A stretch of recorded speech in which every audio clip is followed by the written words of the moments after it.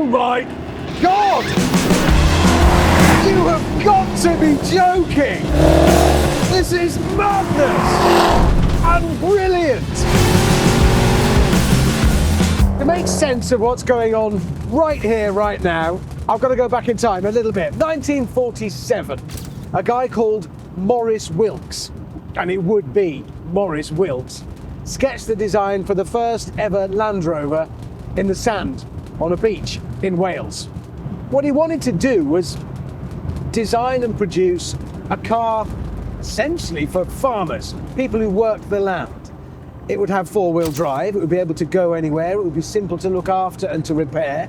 It would have a power takeoff so that it could power farm machinery. Farmers could plough with it, run saws with it. It was basically a comfortable tractor, and it wormed its way into our hearts like I would say no other car ever has. Maybe it's because the Land Rover, the Defender, has a solid, robust, practical job to do, and it goes about it with solid intent. I mean, if I'm honest, it's not always very good at that job, which we forgive. I suppose we do the same with people. I mean, you wouldn't forgive a shoddy brain surgeon, but generally speaking, if people try, we love them. Everybody loves a trier, and the Land Rover, if nothing else, has always been the ultimate four-wheel trier. So much so that, in fact, many years after Maurice first sketched it, in 2003-04, on a television show called Top Gear, various people were invited to advocate for the car they felt was the best ever made, and the public was then encouraged to vote.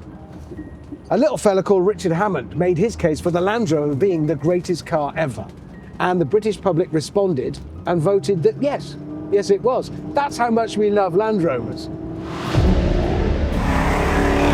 To conclude the little history lesson that explains why I'm in what I'm in right now on this racetrack, in 2016, this Defender, the one that can trace its lineage directly back to that sketch by Maurice Wilks on a beach in 1946, was finally retired.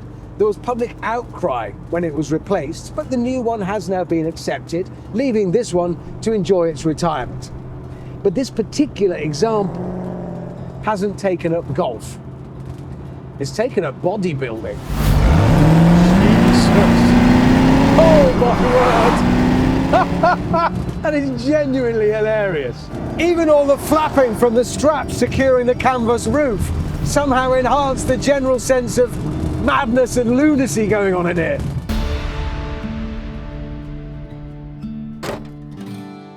Yeah, I mean, you probably already guessed it's not the standard engine. Gone is the old Puma diesel, and in its place an LS3 6.2-litre supercharged V8 from a Corvette. The supercharger is another 2.7 litres capacity. The supercharger is bigger capacity than the original engine.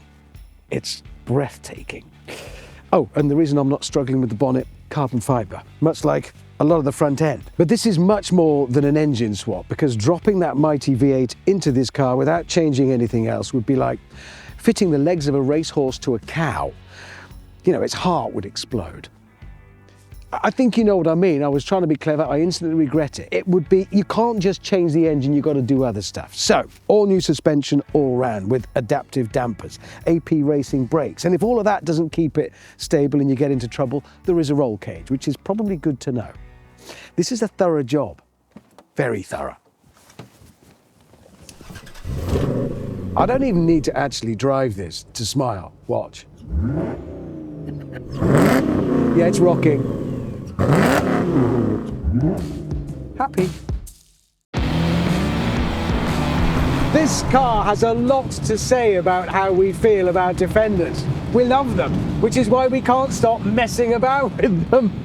Thing is, the world is full of modified Defenders. Some are good, some are awful. I myself have modified some horrors. So does this one work? Does all that cleverness and money add up to something special? Oh my God, yes, it really does.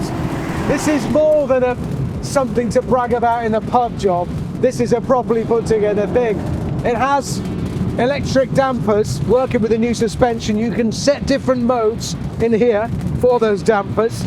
Keep the thing as level as you could possibly expect something of the height and shape of this to remain. I'm not saying it completely contains and controls all that power.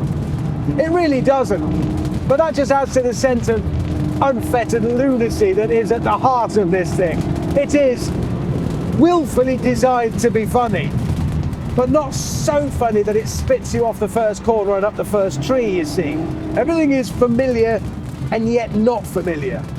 The controls are all the same controls, but somehow it adds up to something entirely different. One thing I can do, confidently, is take a little bit of curb. It's really not a worry in this thing. What a beast! It's immediate. It's just a very funny car. The guy who built this car need only have waited a few months and the brand new Defender Octa will be out. It'll cost about what he's spent on this anyway. It'll be new and modern. It'll have the twin-turbo 4.4 litre BMW engine. Actually slightly less powerful than this one. But would he not have been better waiting?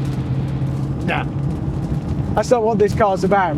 This isn't trying to be the best, the most capable. No. This is a very expensive, very, very well crafted and well told joke. And I mean that respectfully, because there are a few things better.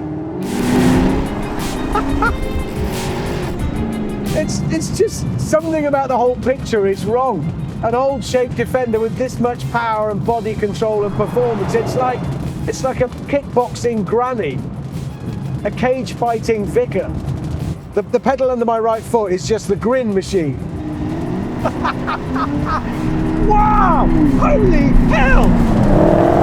Christ, it's doing 100 miles an hour and it's just... I don't want to give it back. Oh, thank heavens for car lunatics. They're the best people in the world. It's a lot of money, but it's money very, very well spent, and I salute you. Well done.